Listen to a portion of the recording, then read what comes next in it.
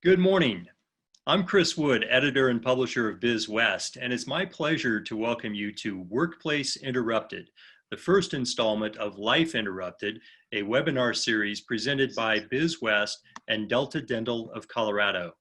Today's installment, Workplace Interrupted, will explore the short and long-term effects of COVID-19 on mental health.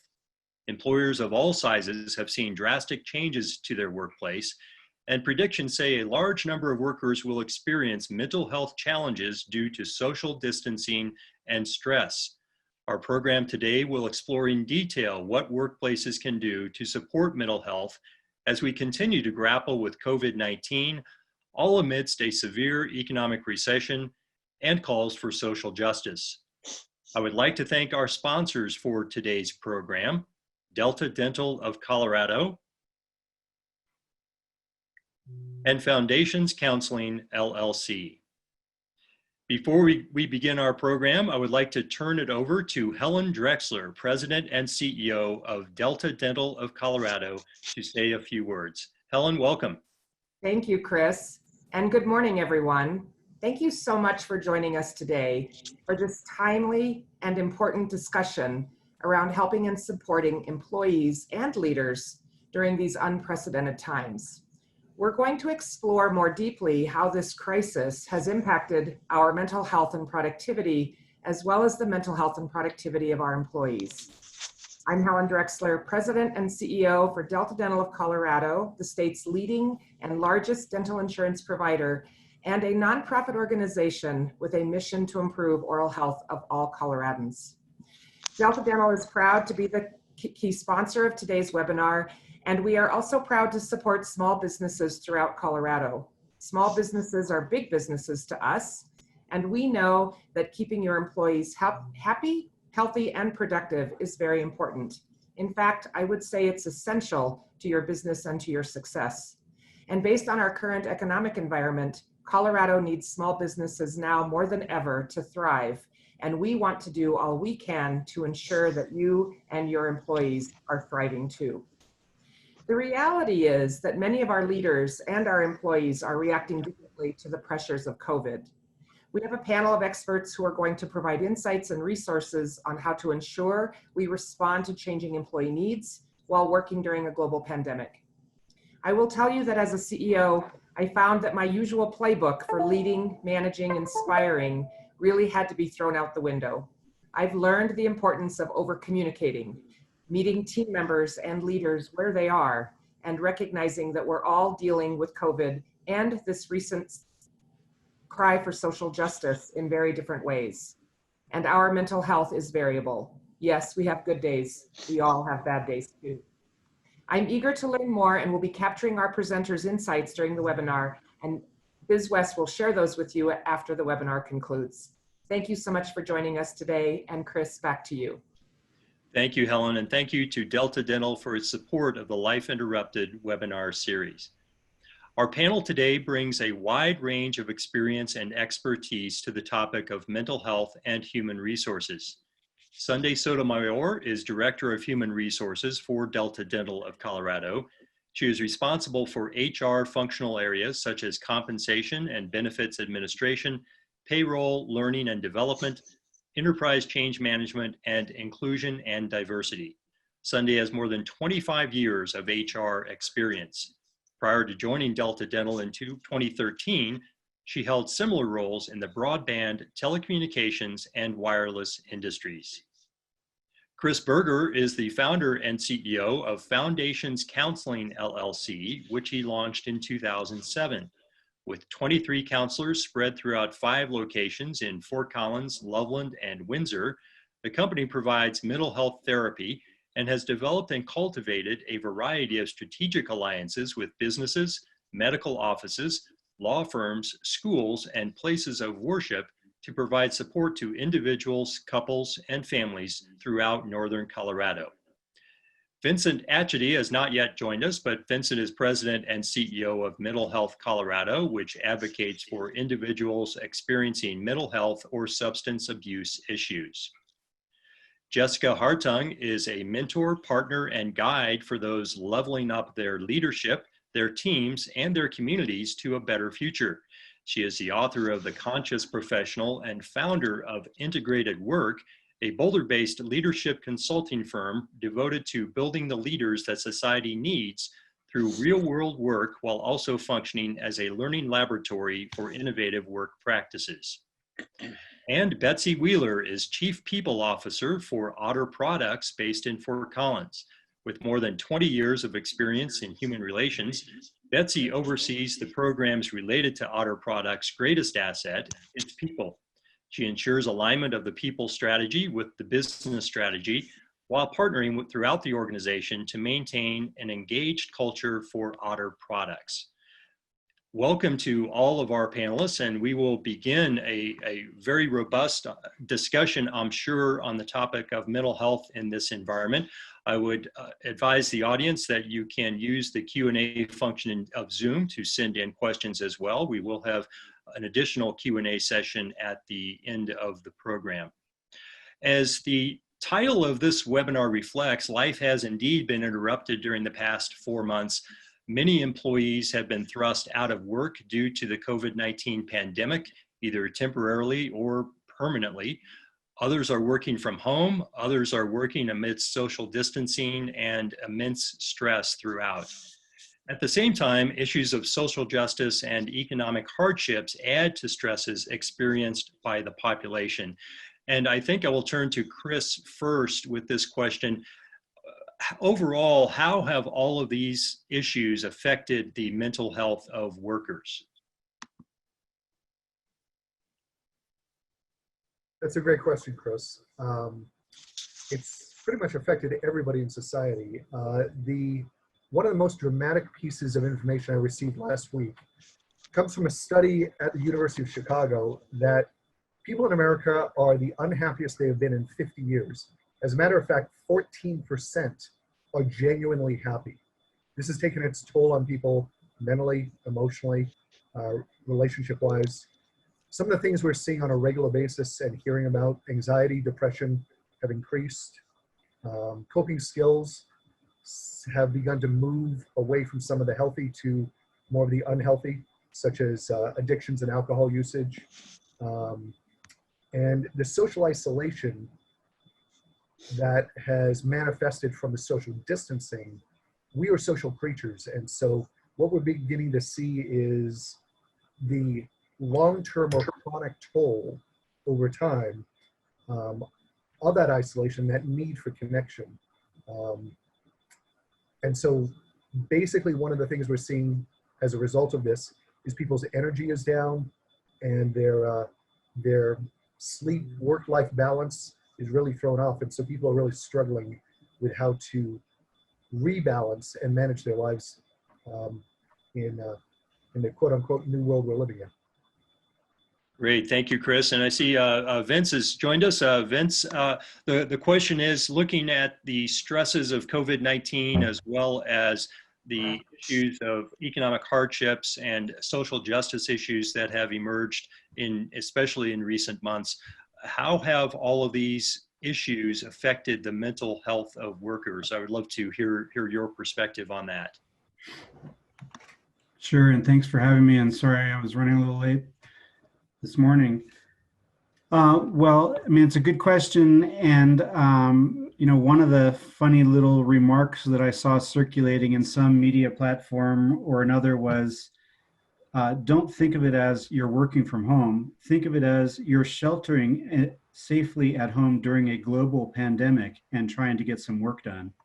And I think that little shift in perspective is one of the key features of what is going on with mental health of workers and mental health of everyone in general right now, is that we have had this real check with regard to the kinds of certainties and regularities that we've become accustomed to taking for granted over the course of, you know, decades of stability for many of us. And, you know, I think what's interesting about it is that when we think about the truth of our vulnerabilities with regard to our health and our economic situations, all of us as individuals truly live in a state of uncertainty. We are just lulled into a sense that we are not living in a state of uncertainty by the regularity of our lives, so that we are able to think out months and years ahead, planning vacations and retirements and housing renovations and things like that. But the truth is always that we live in a state of uncertainty, and that none of us can count on our health or our financial well-being persisting beyond the day we have at the moment. So I think that the real shift with regard to mental health and the demand is that we get back in tune with where we are in the moment, and understand that a great deal of anxiety comes from casting too far forward into an unknown future, and that the only way to rein in that anxiety is to bring it back down to the moment at hand and the things that are immediately within our scope of control. And I think that people get this, they get it, understand this on an intuitive level anyway, because up until very recently, everybody lived in a state of great anxiety or uncertainty anyway about their futures. Before we had penicillin, people would die of toothache related infections. And so I think that we've got some core capacity in us to readapt to this, to living with this. And that's what everybody is kind of making that shift into a day-to-day kind of thing, and weighing, the value of their time in certain ways. I have European friends who've remarked that the Europeans work to live, and that Americans are notorious for living to work. And I think that there's a little bit of a shift maybe going on in that regard with regard to the American workplace, is recognizing that, actually we're supposed to be working to live. And with the telecommuting that's falling into place and all of the balancing of family responsibilities and juggling domestic life alongside work life, people are making, in a process of making adjustments and understanding. And, from an employer's perspective, what I've seen is that people really do want to work. They love to work. They're engaged in their work. It comes as it's part of their mental health. And so as managers of people, we need to maybe relax our type A micromanagement personae a little bit and realize that people understand what their work is and they will get their work done. And if it's not between 8 o'clock and 5 o'clock, it's getting done somewhere around the clock. All right, thank you, Vincent. I appreciate that. Jessica, you work with leaders. You work to cultivate leaders. What are some of the biggest mental health challenges that you see that are faced by leaders and supervisors in today's environment? Thanks, Chris. And I want to connect my comments to what has just been shared, because I think we really are in this larger context. And so whether you're leading an organization or a department or a team, you have a sort of an amplified version of all the things we've been talking about, because you're also concerned about strategic direction. And you're trying to figure out, how do I wrestle with making smart decisions and move forward safely? And there's a sense of wanting to make sure that we're doing the right thing. And it's really hard because this is unprecedented. We don't have examples and templates to follow. This is a time when leaders are being called upon to be creative and collaborative and innovative, at the same time that they're experiencing all these same dimensions in their work that we've just described, about being, overwhelmed, being exhausted, being pulled from lots of different angles, whether it's pets and children and home life that is, affecting, that creates a fragmentation. And some of the kinds of thinking that is really most important for strategic leadership involves deep thought, involves connecting in with, what do we really believe and what do we really value? And then incorporating that into our decision making and our conversations and our thinking. So protecting time for that deeper thinking, is definitely one of the challenges I've seen a lot of leaders facing. And I think also related to the uncertainty, specifically in regards to the overwork and exhaustion and really kind of difficult issues that people are dealing with. Many people are grieving. They're grieving the loss of both the freedoms in terms of what they've used to, what they've what we've all been used to enjoying. We didn't even think about, oh, I'll just go to the grocery store. And now it's like a hero's journey to go to the grocery store. So I think the backdrop of all the experiences that people are having overlaid on the responsibilities of leadership create a pressure that leaders are really experiencing, feeling viscerally, health problems, other challenges, because they are so interested in making sure that we make good choices right now, and that we do that in a way that's collaborative, and it has to be innovative because we're in a circumstance that we haven't seen before. Thank you, Jessica. And Sunday, I would love your perspective on that, on the biggest mental health challenges faced by leaders and supervisors.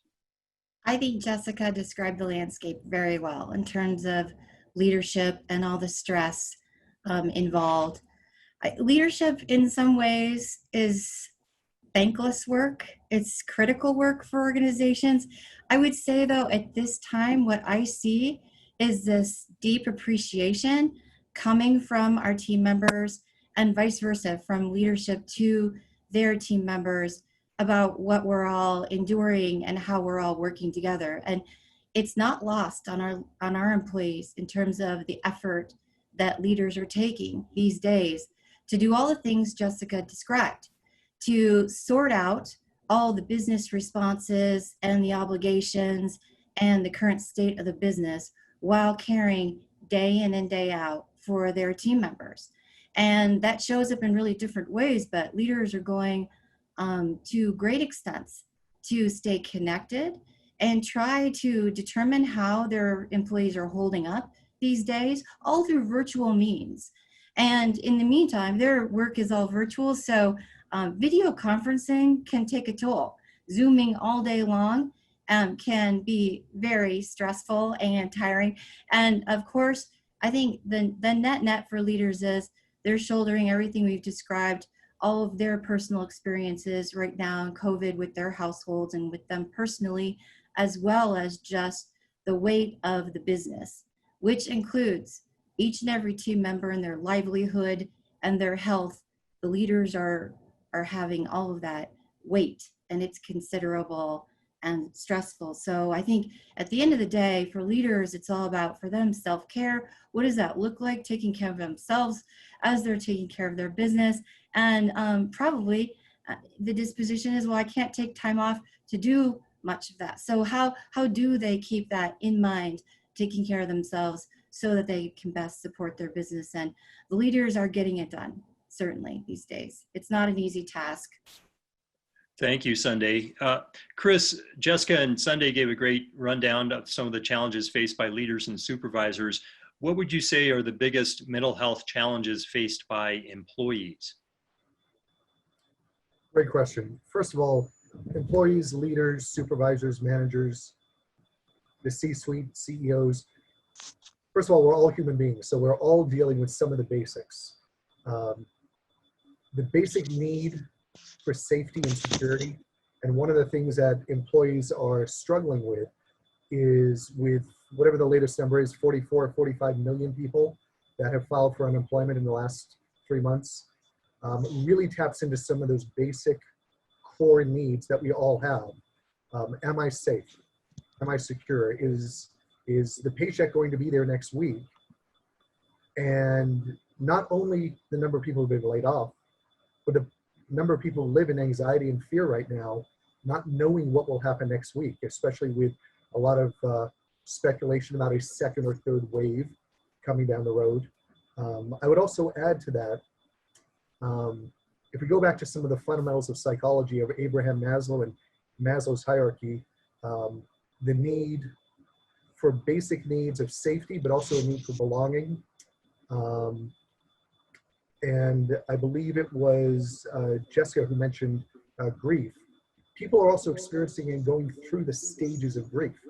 And they're all at different stages, all at different points. Denial, anger, bargaining, depression.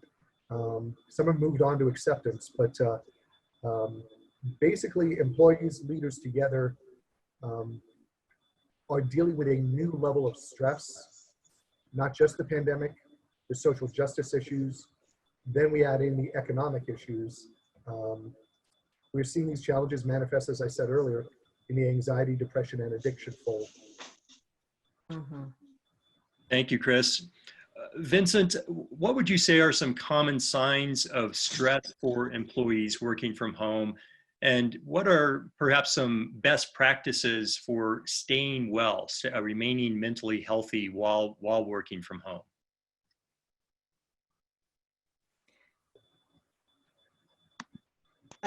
So a good question, and I think that there's two things to think about there. And one is that it may be difficult for employers to detect the signs of stress in employees, given their distance. And as with any kind of mental health or other health concern, what employers who are attuned to their staff ought to be having an eye out for is just changes in behavior and things that are not the way you have become accustomed to see somebody behave in terms of how they're communicating on the telephone or how they're communicating via email, or the regularity of their appearance for meetings and things like that may be indicators. But that would require some fair amount of attentiveness on the part of an employer. As far as the employee goes, signs of stress, I think, may be evident in the challenges in compartmentalizing and separating out work from life, and having one run into the other. I think most often maybe work running all the time, and people having a very hard time disconnecting at the beginning or the end of the day, and feeling like they're just on all the time. And the Zoom phenomenon, of course, contributes to that. Practices for addressing stress and supporting one's well-being are simple old recommendations, and those are things like getting outdoors and spending some time absorbing some vitamin D and sunshine, and listening for birds or the wind in the trees, and just sort of shifting out of the human frame into the natural frame, getting some exercise, and making the body move as energetically as the mind wants to move. And that's one way of shifting that energy in a more productive, healthful direction. And then again, staying focused on the present, and taking steps to manage the things that are within one's control, and not casting too far forward into the future. Eating healthy food, keeping an eye on one's consumption of substances to be sure that one is not over-consuming. These are the kinds of things that folks can be doing to support their health and well-being, and reconnecting with the people who support them and to whom they are essential supports. It's a two-way street, and making some extra time in every day to connect with key friends and family members just to spend that human connection time. That's a key health measure as well. Thank you, Vincent. And Jessica, I would pose the same question to you. Maybe what are some common signs of stress for employees working from home? Yes, I think one of the things that we want to acknowledge is that some of the pieces that employees are used to being constant, a budget, certain events, certain people on their team, those things have really changed. So events have been canceled, people have been laid off, growth projections, budgets, all those is in question. So one of the biggest areas of stress and concern is not knowing what's happening, because the sands have been shifting so quickly and so much, it's hard to even know what is firm, what can we count on. So when an employer is able to give employees something to count on, and I think, Vincent, some of the things you shared that are timeless dimensions of being a human-based employer, where we recognize that these are people, and humans first and workers second. And when we have that as that's a foundation, that's something we can rest into, that's how we're going to behave here, our culture becomes a way in which we can support organizations, but it's really actually in support for employees because it's something they know they can count on. So that's something that I think is really important as a part of what are some of the best practices to stay well, is to have a culture that promotes wellness. And that's something employers can do right away. And let's say you work for an organization that isn't going to play that way. You know what? You can actually do that for yourself. You can create a culture of wellness in your own home. You can create a culture of wellness in your approach to work.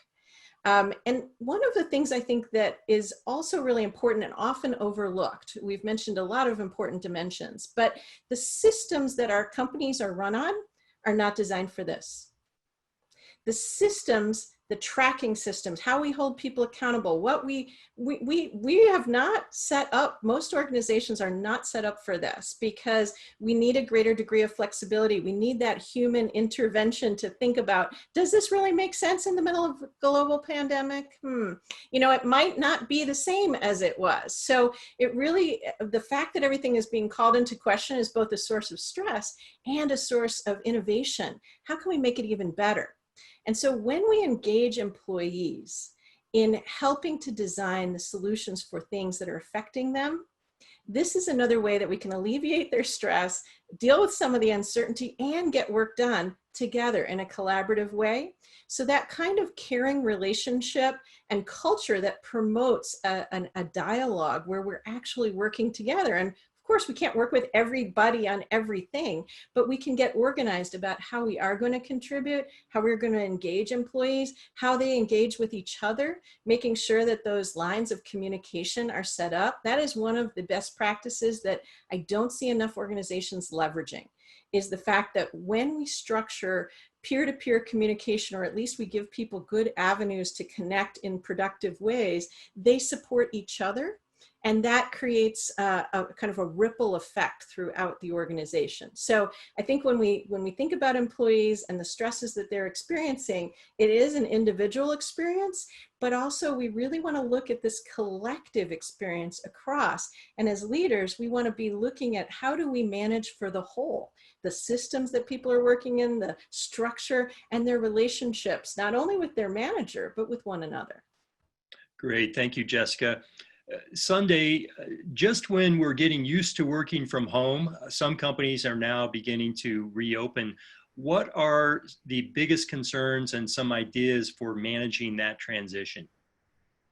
This is a good question. And we're toggling now between two worlds, the world of reentry in very gradual, guarded steps, and still the majority of us work from home.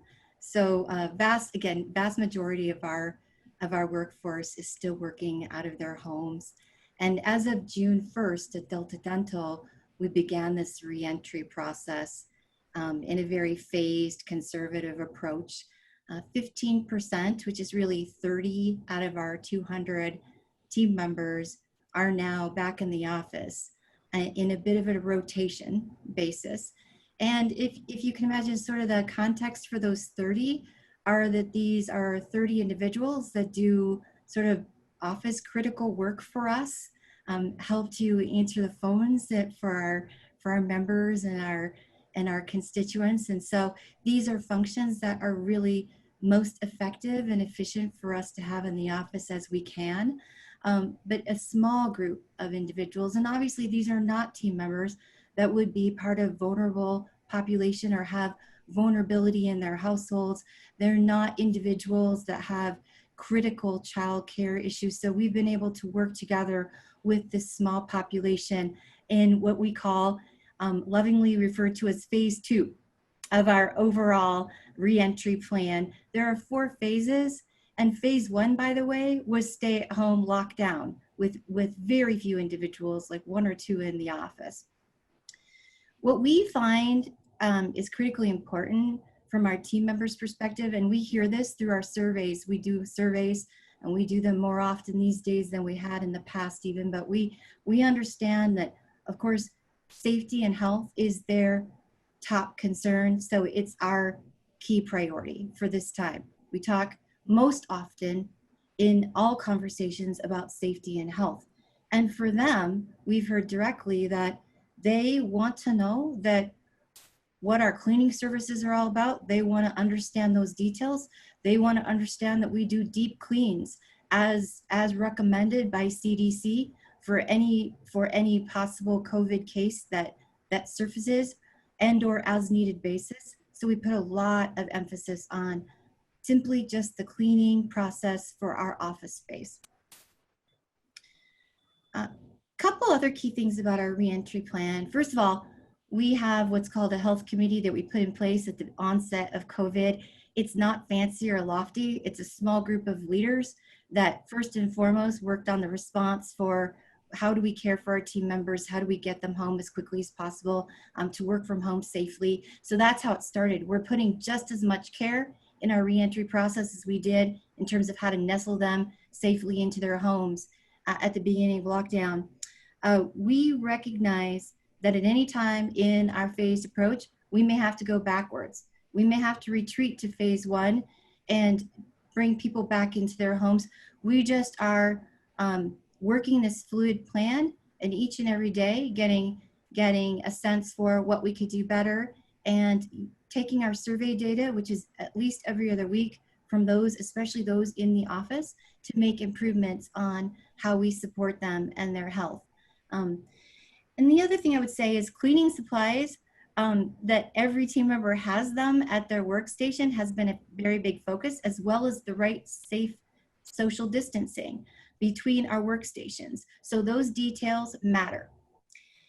And lastly, we have, of course, integrated new safety expectations with each team member in the office. For that small group, they actually sign agreements that commit to all of our safety standards, like wearing masks in the office, keeping their workspace clean, and also social distancing in the office. So we all work together to keep our team and our team members' families safe during this time. One thing I would also suggest, or that we have found very helpful, is before a team member re-enters the office, we have a Zoom orientation where we go over all the safety standards and we show team members what our office looks like these days. It is not the same workspace as it was. Things are not available in our kitchens, for example, and we have postings throughout our office. Thanks to our great marketing team, we have postings everywhere that remind about masks and social distancing and washing your hands and all of that tied to CDC guidelines. So I would just say it is a journey. It is not a destination. It is certainly a journey. And we continue to take cues from public health officials, what's happening with our data, internally and externally. And it's a day in and day out process. Thank you, Sunday. Betsy, I would love your perspective on that same topic. Sure. Similar to what Sunday mentioned, we have taken a really conservative approach as well when we think about re-entry into the workplace.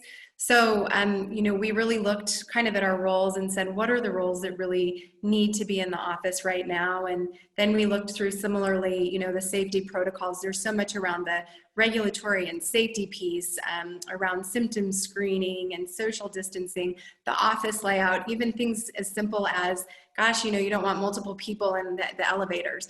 So thinking through kind of all of those logistics and making sure that anybody who's coming in to the office knows that those are in place, has had a chance to see that information, so they feel comfortable and know that we've really thought through at a very detailed level how to keep our otters safe, or our employees, who we refer to as otters. And so the other piece that I would say we have a hyper focus on, and this was one of the things that Chris mentioned in the beginning, but that need for connection is so important, because we have to be able to really understand where our employees are at and what they're feeling. So when we started thinking about the reintegration process into the offices, in addition to thinking about the roles, we knew that there were some people that were really struggling from a mental health perspective of feelings of isolation and really needing to be out, and they wanted to be back in the office, and it was something that we thought could help could really help them. And so we would make exceptions and allow people and have allowed people into the office for reasons that are mental health related, if that could really help them. And we've also worked a lot, as we think about different comfort levels of people coming back into the office and the anxiety that creates from a lot of the things we've talked about around, well, if we start re-entering the office, what do I do with my kids who don't have a camp to go to because the camps aren't open yet? Or, as the final decisions are being made around school for the fall, what do I do if my employer says I need to be back at the office, but my kids are at home and, they're young and they need someone to be around? And I'm also tasked with helping them to learn. So I think, one of the key pieces around this is flexibility. So we're staying really tied into, of course, CDC guidelines and looking at the emergence of cases and the trending of those. But we're also, we work to really stay tapped into where our employees are at and what they're feeling around this. And the other thing I would say is, to the question around ideas for managing the transition, one of the things at Otter that we've been really focused on is we were all sort of thrust into this situation out of our control, and have been learning how to navigate these different layer upon layer upon layer of different stressors. But how can we take something good out of this? How can we take the learnings that we have from this so that when we do go back into the office, we can create a more flexible work environment? So we're reevaluating our work from home policies and saying, boy, we've seen a lot of people who could work really well from home. Do they want to? Do they want to be at home? Do they want to come back into the office? And so there's a very individualized approach that we're working through now as we even think longer term about making sure that we've got the flexibility, we've got the knowledge of what our Otters are feeling, so that we can really meet them where they're at and do the right things for the business, but the right things for our people. Great, thank you, Betsy. And Betsy, Otter is a great example of a homegrown company that has become a global player.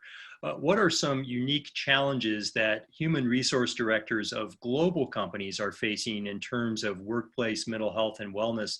And maybe perhaps what are some things that employers can do to promote mental health among their employees? Mm-hmm.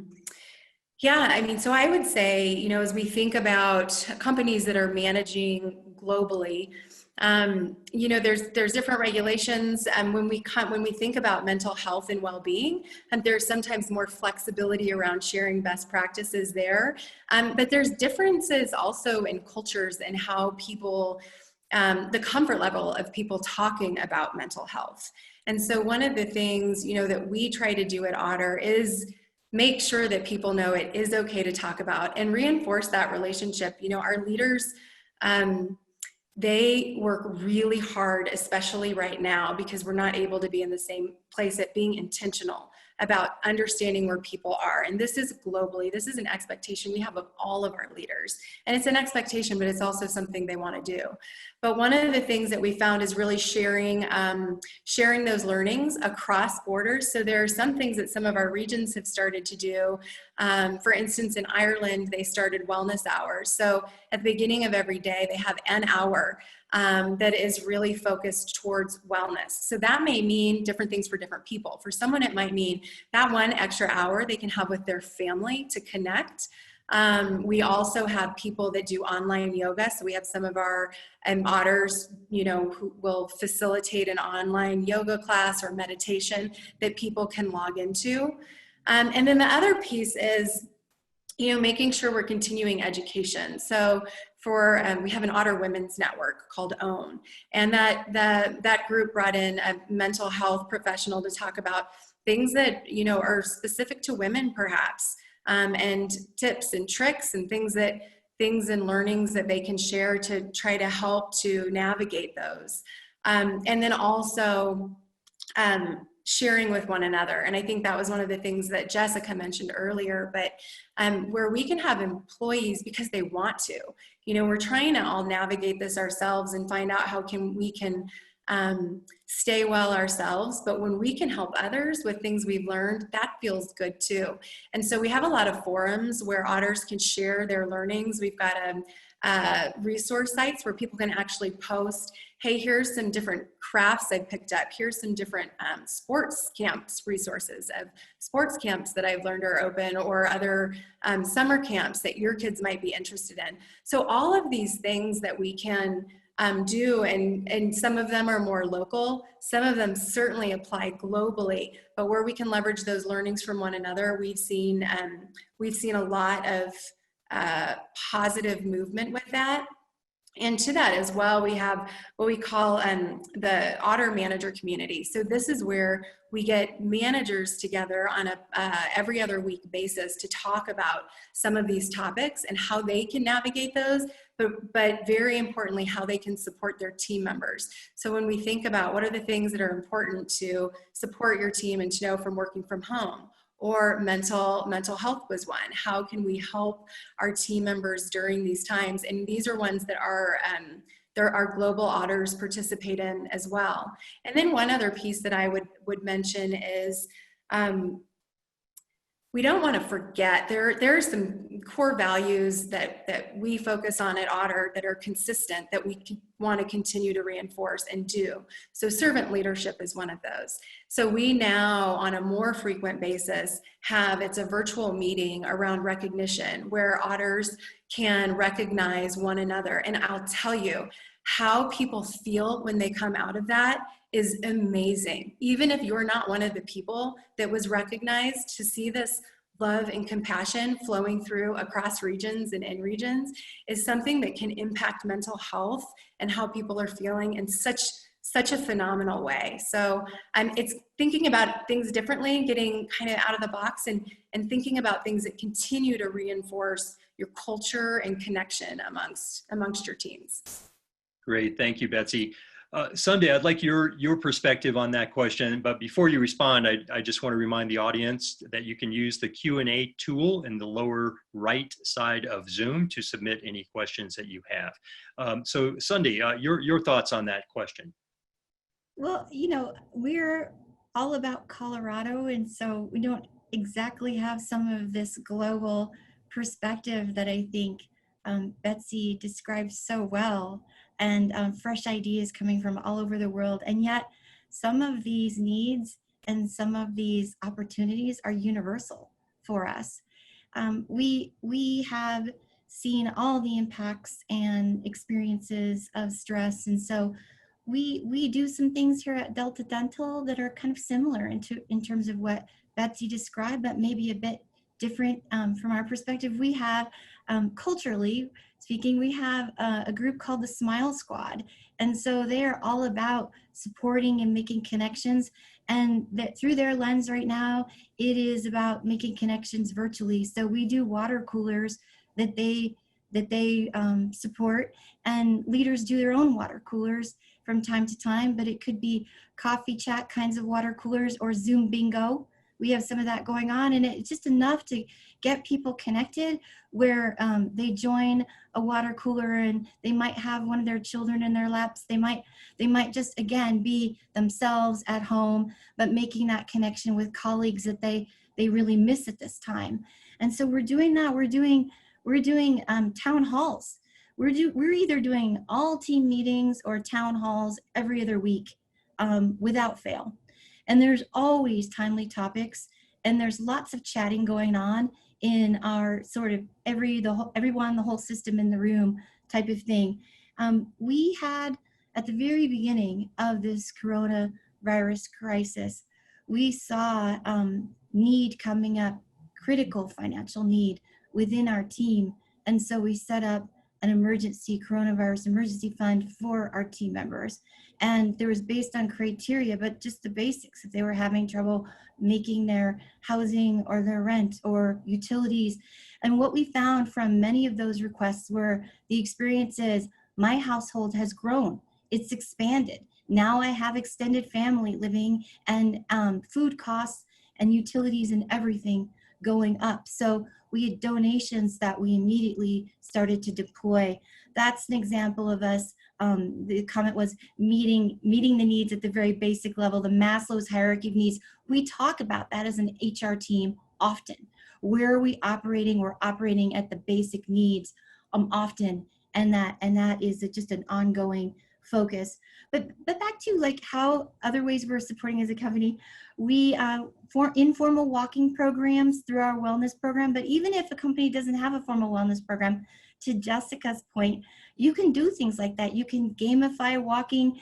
You can do most points for most steps. Those kinds of things are easy and doable per se, but they're worth exploring to keep people healthy. And lastly, I just say, in addition to all the communications and all the transparency that we have and staying connected and staying in touch with how our team members are doing, we're treating COVID like a change management project. We have started our change management journey about a year and a half ago, and we view in a very sort of methodical way how we support each individual is through a lens of change management. And the best change management approach is focused on the people and each individual. So we use that theory and we apply it in very real ways as we maneuver through and navigate through this ongoing pandemic. I go to add Great. something. Thank you, Sunday. Just want to add, there's an interesting theme that I think both Betsy and Sunday are touching on very well, very clearly. From the book, The 5 Dysfunctions of a Team, that base level of trust that must be established, that needs to be established in every organization. Along with it, what their organizations are doing so exceptionally well is the transparency and that openness that build the trust. So I just want to acknowledge that that transparency and trust are deeply connected. Great, thank you, Chris. And Vincent and Chris, Betsy alluded to this, but there has for a long time been a stigma about mental health. Some people are just not comfortable talking about mental health.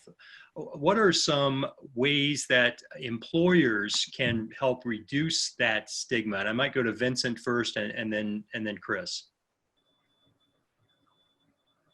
Yeah, so, you know, one of the strangely unexpected silver linings of the global pandemic may be that we have taken a significant stride in achieving something that we mental health advocates have been trying to do for a long time, which is to increase this awareness that mental health is like physical health. It is not something that is reserved for some people over there, not us.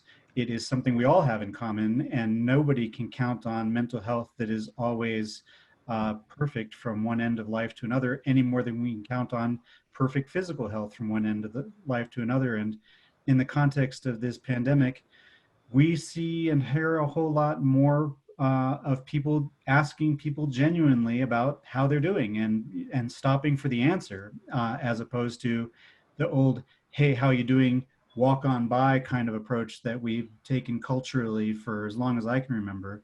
So there's that, and so there's something there. And I would just say that all the practices that Sunday and Betsy were describing are excellent practices for reducing stigma associated with mental health, because they basically get at this. They make it part of the conversation. And I think that's the main thing that employers can do, is just as employers sometimes come up with ways of incentivizing their employees' physical health by providing stipends for gym memberships or healthy snacks or other kinds of things like that. Employers can similarly provide incentives for practices that support employees' mental health and ask about it all the time and check in and say, hey, what are you doing for your mental health? Or share, encourage a forum where employees can share with each other tips and tricks for things that they find helpful and restorative for their mental health. And just realizing that, our mental health can vary from one end of the day to another. And even within a space of 10 minutes, depending on whether we've had our cup of coffee yet or what kind of a telephone call we've just gotten or something like that. So a regular check-in and understanding that that's got to be a priority for us to be productive and feel good is something that all employers should be attentive to. Great, thank you, Vincent. Chris, thoughts on that, on how employers can help reduce stigma around mental health? Just in a quick summary, Vincent did a phenomenal job. As a matter of fact, all of my notes basically on this topic. Vincent hit all of the highlights one by one. All I would add is simply talk about it, talk about it, talk about it. It has to be a regular and ongoing conversation as opposed to a one-time Monday morning, 9 a.m. gathering. It must become over time just a nice, normal, healthy part of the well-being, physical, mental, emotional.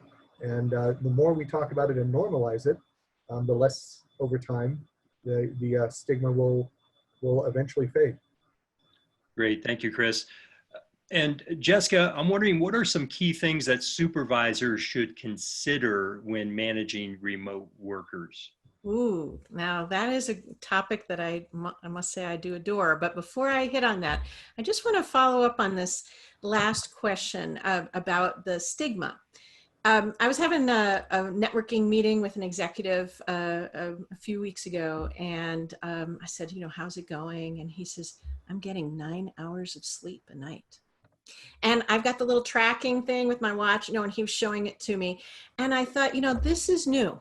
This is new. I've been coaching executives for 20 years, and I've never had that sort of like, hey, I am on top of my sleep, like it's a badge now of success, right? It's a badge of success. Wellness and success are connected. And folks are feeling that, they're feeling that I can be in charge of my own wellness as a way of having a fuller picture of my own, success, the things that I want in my life. And so mental health has been seen as sort of like something for people who have an issue. And it's really now becoming, I think, more accepted as being, this is a part of our wellness. And wellness is a part of success, because we've had so many stories of folks who are reaching these pinnacles of, positions and financial success, and their lives are a train wreck. They are not happy with them, right? And so we're now, I think, seeing a new version of a more holistic definition of success. And that really helps eliminate some of the stigma around taking time for self-care or conscious breathing or any of these other practices that we're incorporating into our work days for wellnesses. There still is some folks who feel like it's fluffy and it doesn't matter, but they haven't caught up with the science. And that's the bottom line. The science is very clear. This is not optional. This is not like, it's nice to have good sleep. It's that your brain doesn't function as well if you don't. And so, there's a lot of evidence-based practices now that really bring in that kind of wellness. And so in answer to the question about what is it that we can do in supervising remote workers as supervisors, first of all, is coming from that position of a whole person. That, we may be only having a thin line of connection to them just about their work products or just about, the piece, especially when folks are remote. We don't hang out with them at the water cooler in the same way. And we can all build those connections. So the first thing that I would say about supervisors and working with remote employees is that we want to have some regular cadence of communication. And certainly remote employees, sometimes more than others, have a hard time understanding what's going on because they're not in the loop. So the first thing I would look at from a supervisor standpoint is, what is your communication channel like? How regular is it? How robust is it?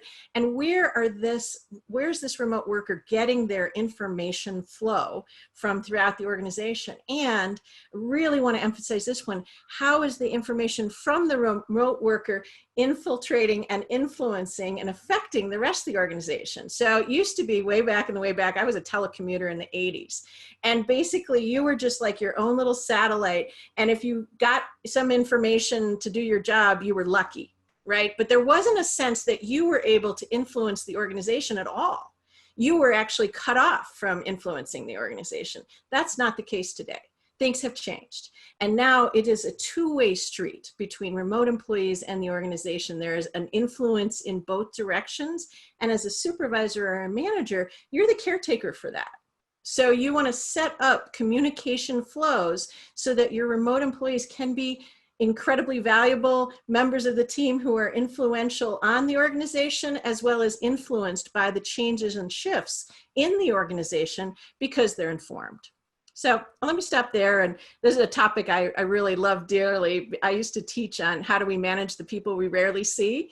And that was like a very small subset of people. And now it's like everybody. Great. Thank you, Jessica. I'm going to deviate a bit from my prepared questions. I want to make sure we get a couple of audience questions in here.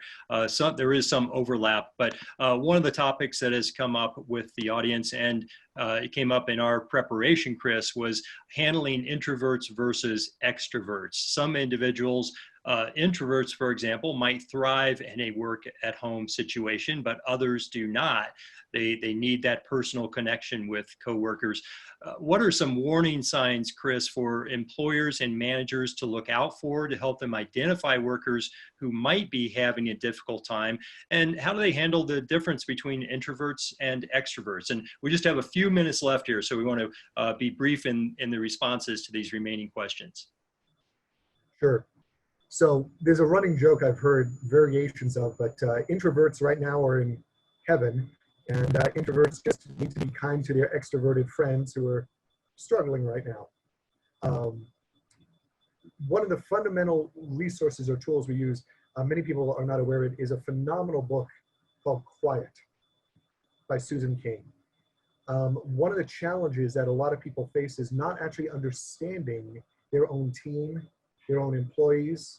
A lot of people who have developed over the years phenomenal extrovert skills are actually introverts at heart, and vice versa.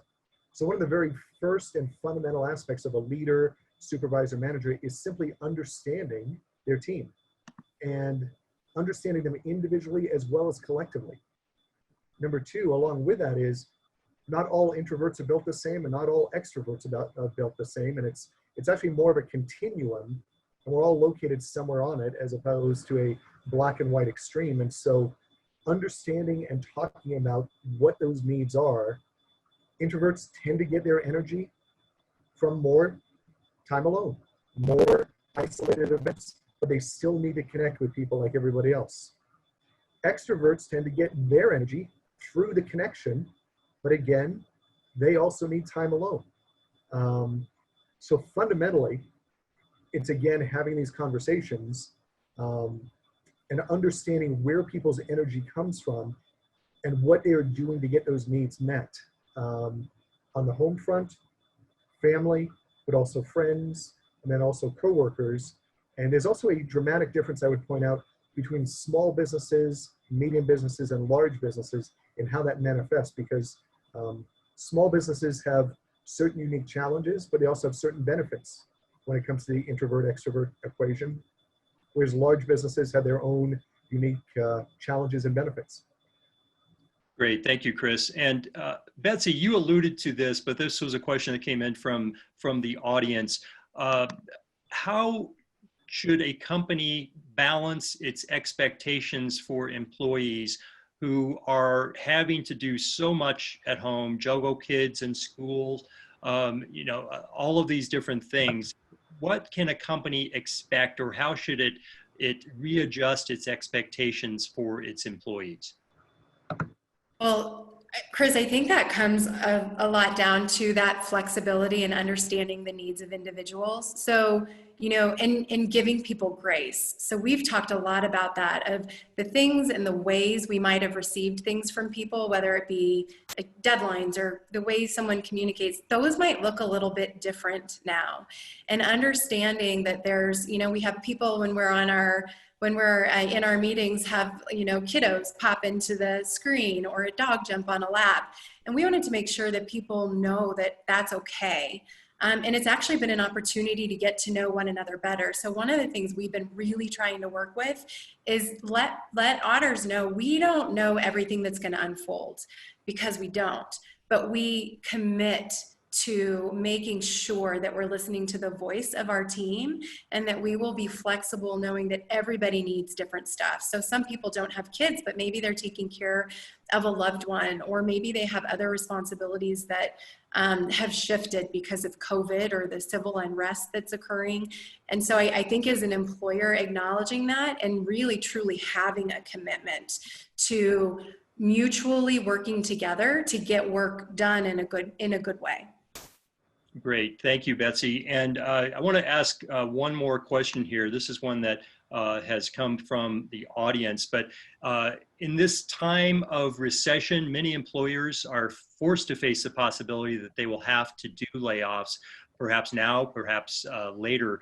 What is the best way to prepare staff for that and to do the process in the best possible way? And I would toss that open to anyone. Betsy, if you'd like to respond to that, or anyone else could join in as well. Sure, that's hard to do in a minute. I'll say one of the things that I think is the most key piece, and it's a theme that I think you've probably heard running throughout this conversation, but is transparency. If people feel like you will tell them the truth and you will share the information that you have, then when you make decisions, even if they're hard decisions, there's a much higher likelihood and a much higher trust that those decisions are being made with not only the bottom line in mind, but with the people who work in the business in mind. And I think that goes a long way. And what we've seen is people all across our company have been willing to sacrifice in lots of different ways to make sure that the collective is in a good spot. Thank you, Betsy. I'm going to make an executive decision to go over a couple of minutes on that question, because I think it's a very important question right now for employees and for managers. I'd love to get your perspective on that, Jessica. Yeah, I'd love to add in one piece. What I notice from leadership conversations is that folks often enter these very difficult conversations without having taken care of themselves first in terms of centering themselves and becoming consciously aware. And what I mean by that is really when we are at our best, we're usually present, which means we have kind of come to this moment, not harried and frazzled and, but actually having designed our approach. And when we're working with other people and talking about these very sensitive issues, just taking a moment to allow ourselves to notice the other person's as a person first, and to really allow, just to accept this person is a human being and I have to communicate with them to the best of my ability, and to see that as a kind of a real role that I'm caretaking. I'm the interface between this company and this person, and to just sit in that for just even moments before you then communicate it, your presence changes, and how that message is received is changing, because you're partnering, you're not doing it to someone, you're helping, working with them. And I think it's the same principle when we're making changes, and it's not a layoff, but we're partnering with people to build solutions that are effective. And when we have to deliver very difficult news, it's important that we can be present for the other person and their reaction, which means we have to take care of ourselves before we enter that conversation. Thank you, Jessica. Would anyone else like to jump in on that topic? Chris, All right. I would say, Yes, Sunday, yes. Oh, go ahead, Sunday. Oh, no, I was just going to say, I think all the comments were spot on. We have been really blessed in terms of not having to go the route of furloughs or layoffs at this time. And our business is building back, and we so desperately need each and every team member right now to support our constituents, our providers, our members, our employer group. So everyone, each and every person is needed right now. If we were in that space, I know transparency would be particularly important. In fact, we were very transparent that we were trying to avoid furloughs and layoffs, and each and every person is respected in terms of This is what we know right now, and we will just continue to keep everyone posted in terms of how our business is doing.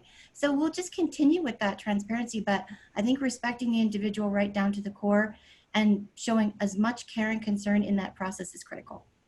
Chris, I just want to add one thing to that last answer, and that is, do not assume that your employees are comfortable in this space of fear. Every team member I've reached out to at Delta Dental, even though I said specifically we're not considering layoffs at this time, everyone told me they had a fear of layoff. So even if your company is strong financially, you should know that your employees are worried about layoffs. And if your company is struggling financially, your employees are worried about layoffs. So it's a reality of that sort of basic need for safety and financial security that we all have. And I think just acknowledging it is key to people feeling heard. Great. Thank you very much, Helen. And thank you to all of our panelists. We were 5 minutes over, but I think it was a very valuable 5 minutes. I think we could have certainly could have gone another hour, I believe, with this conversation. But I want to thank Sunday and Chris and Vincent, Jessica and Betsy for your excellent contributions to the discussion today.